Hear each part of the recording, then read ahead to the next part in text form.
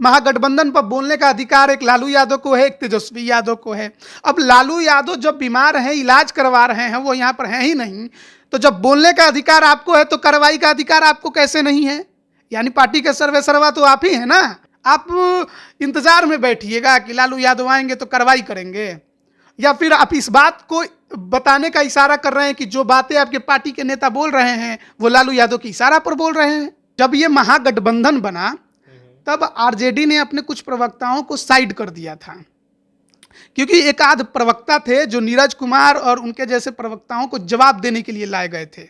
उनमें एक नाम है बंटू सिंह। अब नीरज कुमार जब इस प्रकार से खुलकर बोल रहे हैं तो हमें यह भी नहीं भूलना चाहिए कि बंटू सिंह ने अभी साथ छोड़ा नहीं है राजद का, वो है राजद में ही, भले प्रवक्ता के पद पर नहीं है। तेजस्वी यादव ने उनको बुलाया था और कहा था कि 2 महीने आप शांत रहिए, उसके बाद देखा जाएगा। तो क्या लगता है समय आ गया है? तेजस्वी के विरोध में और लालू शासनकाल की याद दिलाने के चक्कर में लगे रहे तो वो दिन दूर नहीं जब इनको जवाब देने के लिए फिर से बंटू सिंह एक बार आपको प्रवक्ता के पद पर दिखाई देंगे और उसी प्रकार से मुखर होकर बोलते सुनाई भी दे सकते हैं। अपना गोटी नीतीश कुमार सेट करके हमेशा रखते हैं। कहा यह भी जा रहा था कि उनके कई लोग हैं राज्यसभा में अभी जो बीजेपी के साथ लाइजेनिंग में लग गए हैं कि आगे कुछ हो जाए, इसके लिए जुगाड़। बजट सत्र तक वो जो है असली परीक्षा है महागठबंधन की। अगर उस बजट सत्र को ये महागठबंधन झेल गया फिर ये अभी नहीं टूटेगा, ये अगले लोकसभा चुनाव तक तो किसी प्रकार से चल जाएगा। नमस्कार, लाइव बिहार देख रहे हैं आप। मैं हूं आपके साथ सुंदरम कुमार। महागठबंधन के बने लगभग 4 महीने बीते हैं, लेकिन जो महागठबंधन में हलचल है वो थमने का नाम नहीं ले रहा है। राजद के नेताओं के द्वारा जिस प्रकार से मुख्यमंत्री नीतीश कुमार पे टिप्पणी की गई थी, उसके बाद उपेंद्र कुशवाहा ने भी साफ तौर पे कह दिया कि अगर मुख्यमंत्री पे किसी प्रकार की टिप्पणी की जाएगी तो हम बर्दाश्त नहीं करेंगे। हमारा डीएनए पे भी उन्होंने कहा था कि हमारा डीएनए और मुख्यमंत्री का डीएनए एक है। साथ ही साथ जदयू के जो एमएलसी है नीरज कुमार, वो भी अब महागठबंधन पे हमलावर है। रामचरितमानस को लेकर जो बयान आया है, इसी सब मुद्दे पे हम बात करेंगे। हमारे साथ हमारे सीनियर जर्नलिस्ट राजमोहन तिवारी है। महागठबंधन पे टीपा टिप्पणी काफ़ी हो रही है, एक दोनों तरफ आरजेडी और जेडीयू अब हमलावर एक दूसरे के प्रति ट्विटर वार भी चल रहा है। क्या होगा महागठबंधन में? देखिए, इसके पहले भी हमने इस बात को बताया था कि जनता दल यूनाइटेड ना मौके का इंतजार कर रही थी कि कोई ऐसा मौका मिले जिसे लपक कर आरजेडी के शीर्ष नेतृत्व पर सवाल खड़े किए जाएं।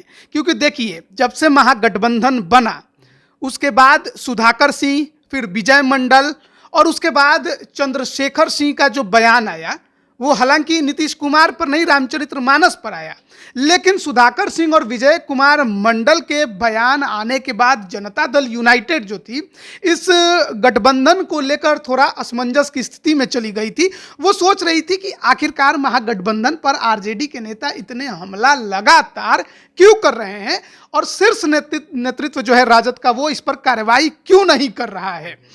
इसको लेकर ललन सिंह ने भी कहा था कि राजद का ये आंतरिक मामला है, उन्हें कैसे कार्रवाई करनी है, किस पर कार्रवाई करनी है वो ये देखेंगे। उपेंद्र कुशवाहा जो है एक कदम आगे चल गए, उन्होंने कहा था कि हम इंतजार करेंगे खरमास का, उसके बाद उम्मीद है कि कार्रवाई होगी। लेकिन उन दोनों पर कार्रवाई छोड़िए, चंद्रशेखर जो कि बिहार के शिक्षा मंत्री हैं, उनका जो विवादित बयान रहा उस पर भी तेजस्वी यादव और उनकी पार्टी जो है कहीं ना कहीं स्टैंड उनके पक्ष में लेते नजर आ रही है, यानी अपने मंत्री के साथ खड़ी है। लेकिन सबको इस सवाल यही पूछ रहा था कि आखिरकार जनता दल यूनाइटेड इस मामले पर इतनी मुखर क्यों हो गई और उसने अपने सहयोगी दल को लेकर इतनी ज़्यादा हो हल्ला मचाना शुरू क्यों कर दिया। वो ये भी कह सकते थे इस मामले पर कि ये राजद का स्टैंड है, राजद को क्लियर करना है कि क्या करना है क्या नहीं करना है। धर्म के आधार पर राजनीति नहीं होनी चाहिए, नीतीश कुमार ये कह रहे हैं, उनकी पार्टी ये कह रही है, तो उनके पार्टी के किसी नेता ने तो बयान दिया नहीं था, बयान राजद के नेताओं ने दिया था। तो जनता दल यूनाइटेड बस एक लाइन ये कह देती कि हम इसके विरोध में हैं, अगर कार्रवाई करनी है तो आरजेडी को करनी है, देखना है कि कैसे और क्या करते हैं। लेकिन देखिए, इन तमाम मुद्दों के बीच में जनता दल यूनाइटेड के जो प्रवक्ता हैं, चाहे उनके संसदीय बोर्ड के अध्यक्ष उपेंद्र कुशवाहा हो, इन सभी ने जिस प्रकार से राजद को टारगेट किया और कहीं ना कहीं शीर्ष नेतृत्व पर सवाल उठाया। उसके बाद बिहार में ये चर्चा सबसे ज़्यादा चलने लगी कि क्या महागठबंधन में अब सब कुछ ठीक नहीं है, क्या अब इनकी कहानी समाप्त हो गई है। देखिए, एक बात तो आप भी जानते हैं और हर कोई इस बात को मानेगा कि चाहे जनता दल यूनाइटेड हो या फिर राष्ट्रीय जनता दल हो, जब तक कि उनके मुखिया इनको कुछ बोलने की इजाज़त ना दे दें, इनमें किसी भी नेता के अंदर इस पार्टी में इतनी हैसियत नहीं है कि वो चू कर दे। सबसे पहले देखिए, उपेंद्र कुशवाहा बयान देते हैं, आरजेडी और लालू यादव, तेजस्वी यादव को लेकर साफ तौर पे कह देते हैं कि बीजेपी के पीछ पर जाकर ये लोग खेल रहे हैं। उसके बाद जो उनके प्रवक्ता हैं जेडीयू के अभिषेक झा, वो नीतीश कुमार पर जो विवादित बयान सुधाकर सिंह और विजय मंडल दे रहे थे उस पर भी बोलते हैं। साथ ही साथ ये भी कहते हैं कि प्रोफेसर चंद्रशेखर पर कार्रवाई होनी चाहिए, तेजस्वी यादव अपना स्टैंड क्लियर करें। उसके बाद नीतीश कुमार जेडीयू ऑफिस चले जाते हैं। उमेश कुशवाहा जो प्रदेश अध्यक्ष है उनसे उनकी बातचीत होती है। बातचीत होने के बाद जैसे ही मुख्यमंत्री वापस वहाँ से निकलते हैं, जो उमेश कुशवाहा हैं जेडीयू के प्रदेश अध्यक्ष, उनका बयान आता है कि हम सिद्धांतों के लिए, मतलब गठबंधन के लिए सिद्धांतों से समझौता नहीं करेंगे, हमारा ये स्टैंड है कि सभी धर्मों का सम्मान होना चाहिए। अब इस बयानों का क्या मतलब है?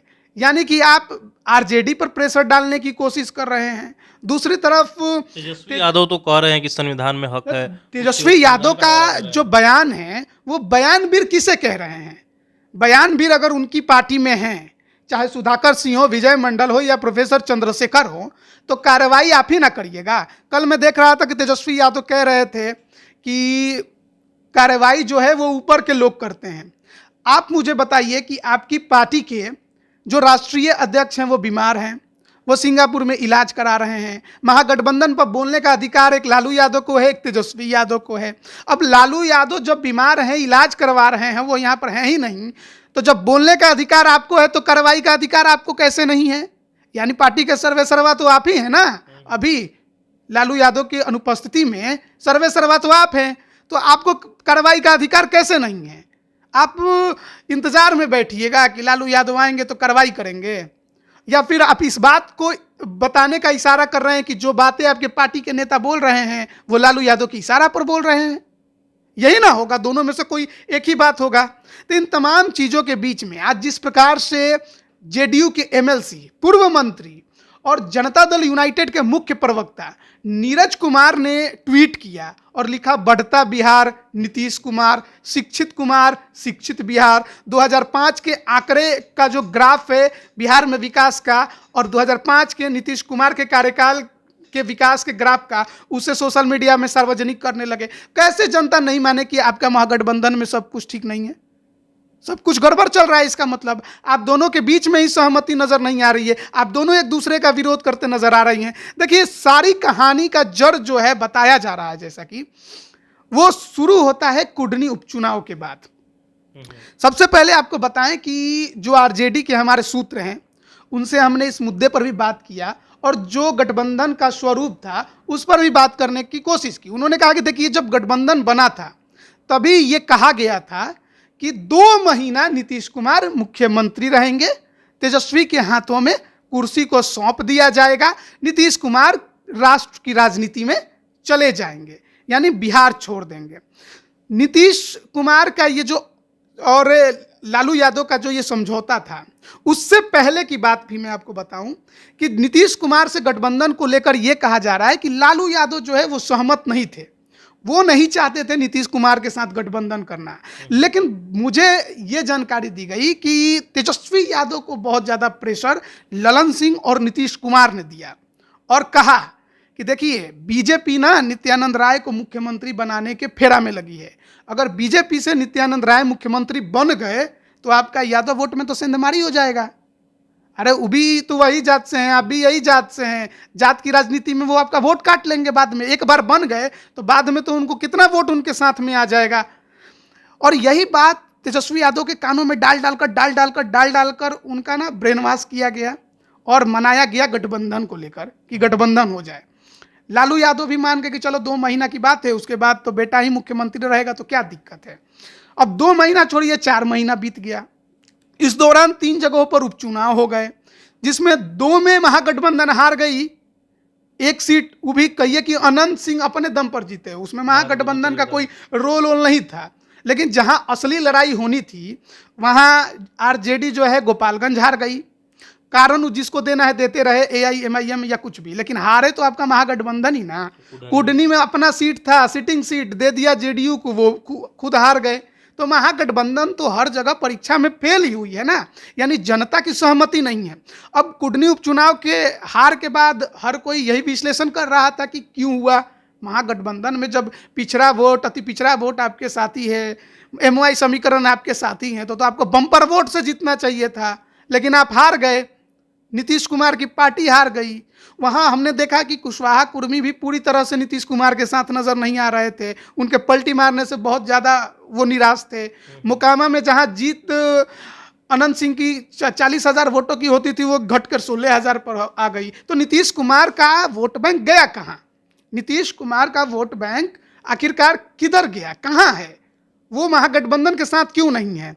अब इस पर भी विश्लेषण हुआ होगा कि नीतीश कुमार अपने वोट बैंक को अब बचा नहीं पाए हैं, वो बीजेपी में शिफ्ट हो रहा है। इसके अलावा नीतीश कुमार सीएम की कुर्सी छोड़ते नजर नहीं आ रहे हैं। तो ऐसे में तो राजनीति जो है समझौतों की राजनीति है, स्वार्थ की राजनीति है, और स्वार्थ मिलना और हित जो पूर्ति है वो बंद हो गया। जो मिलना था नहीं मिलेगा तो गठबंधन चलेगा। क्या लगता है कितना दिन गठबंधन रहेगा? कोई बता नहीं रहा है, नेताओं से भी चुप्पी साधे हुए हैं। आपको क्या लगता है? जब तक कुछ भी अंदर से क्लियर ना हो जाए तब तक कोई ये नहीं कहेगा कि गठबंधन टूट गया या इतने दिन से टूट जाएगा, इतने दिन रहेगा, इतने दिन चलेगा। नेता कभी कहेगा कि मेरा गठबंधन टूट रहा है? जब बीजेपी का साथ नीतीश कुमार को छोड़ना था, वो कभी बोले कि हम साथ छोड़ रहे हैं? वो तो सीधे जब पता चला कि तेजस्वी यादव के साथ में लोका हो गया, वो इस्तीफा देने जा रहे हैं, तब ना फाइनल हुआ कि हाँ सच में अब साथ छोड़ दिए हैं। तो ये लोग तो जितना अंदर से ये लोग का मनमुटाव हो चलते रहे। जब दूसरे का किसी और के साथ बात बन जाता है तब जाकर गठबंधन टूट जाता है। अंदर खाने कुछ बात चल रही है। देखिए हर कोई कोशिश तो कर ही रहा होगा कि कुछ ना कुछ कर लिया जाए। नीतीश कुमार बीजेपी के साथ जाएंगे, इसकी भी बात चर्चा तो अंदर से ये भी चल रही है कि लग रहे हैं जुगाड़ में, क्योंकि इधर पीएम का कुर्सी मिल नहीं रहा है तो इधर से सीएम के कुर्सी के लिए भी दबाव पड़ गया है। तो ना पीएम रहेगा ना सीएम रहेगा तो करेंगे क्या? अपना गोटी नीतीश कुमार सेट करके हमेशा रखते हैं। कहा यह भी जा रहा था कि उनके कई लोग हैं राज्यसभा में अभी जो बीजेपी के साथ लाइजेनिंग में लग गए हैं कि आगे कुछ हो जाए इसके लिए जुगाड़। लेकिन ये सब ना भविष्य की बातें हैं जिस पर कुछ कहा नहीं जा सकता। लेकिन मेरा मानना है कि बिहार में फरवरी के आखिरी में बजट सत्र शुरू होगा। बजट सत्र तक वो जो है असली परीक्षा है महागठबंधन की। अगर उस बजट सत्र को ये महागठबंधन झेल गया फिर ये अभी नहीं टूटेगा, ये अगले लोकसभा चुनाव तक तो किसी प्रकार से चल जाएगा। लेकिन अगर ये महागठबंधन टूटना होगा तो बजट सत्र से पहले ही टूट जाएगा, और उसके बाद क्या राजनीति होगी बिहार में उस पर कुछ कहा नहीं जा सकता। नीतीश कुमार क्या करेंगे कब कोई नहीं बता सकता है, ये वो केवल और केवल वही जानते हैं। तेजस्वी यादव ये दिखाना कभी नहीं चाहेंगे कि वो सीएम की कुर्सी के लिए ललायित हो गए हैं, लेकिन हर कोई जानता है कि सीएम की कुर्सी के स्वार्थ में ही उन्होंने नीतीश कुमार का अपने साथ गठबंधन कराया या महागठबंधन में उन्हें शामिल कराया।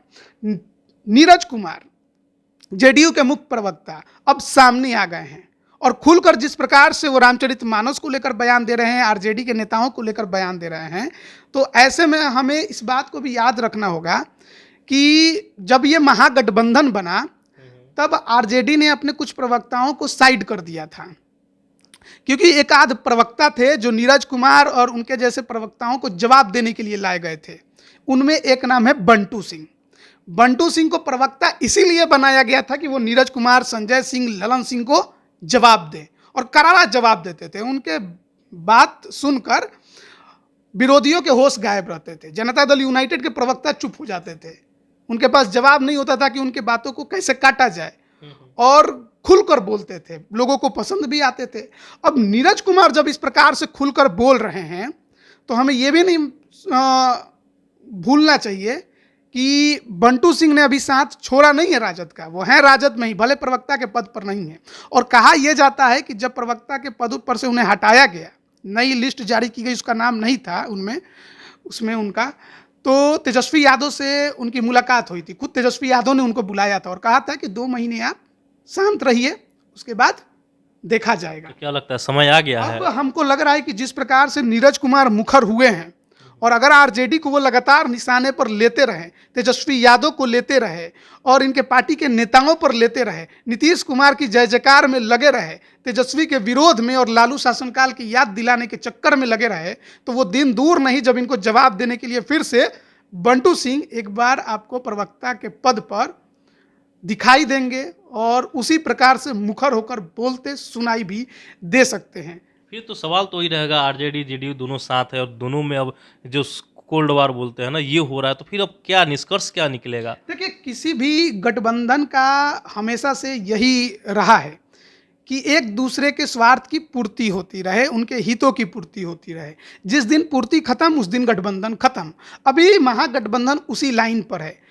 डैमेज कंट्रोल करने की जेडीयू और आरजेडी कोशिश में अब लग गई है, क्योंकि वो जान गई है कि छीछा लेदर ज़्यादा हो गया है। अगर गठबंधन तोड़ने का इनके अंदर कोई इरादा नहीं होगा शीर्ष नेतृत्व में, तो इसको कंट्रोल कर लिया जाएगा। लेकिन ये होगा कि मुझे ये चाहिए था और आपने मुझे नहीं दिया, तब ये गठबंधन टूट जाएगा। और मैं आपको फिर से एक बार कह रहा हूँ कि जो बजट सत्र है ना, जो फरवरी के लास्ट में शुरू हो रहा है, अगर बजट सत्र तक ये गठबंधन अपने आप को झेल गया, इसने अपने आप को प्रूफ कर दिया, बचा लिया, तो ये लोकसभा चुनाव तक तो पक्का रहेगा। लेकिन अगर टूटना होगा, अगर इस गठबंधन को यहीं पर ख़त्म होना है आगे चलकर, तो वो बजट सत्र से पहले ही होगा। देखिए, तो जो महागठबंधन में अब हो हल्ला मचा है, अब बजट सत्र का हमें भी इंतजार रहेगा। क्या वाकई में महागठबंधन बजट सत्र के बाद आगे बढ़ेगा या उसके पहले ही टूट जाएगा? हमारी नज़र इस पर बनी रहेगी। फिलहाल के लिए इतना ही। बने रहिए लाइव बिहार के साथ। आप सभी का बहुत बहुत धन्यवाद। लाइव बिहार यूट्यूब पर सब्सक्राइब और फेसबुक पर लाइक जरूर करें।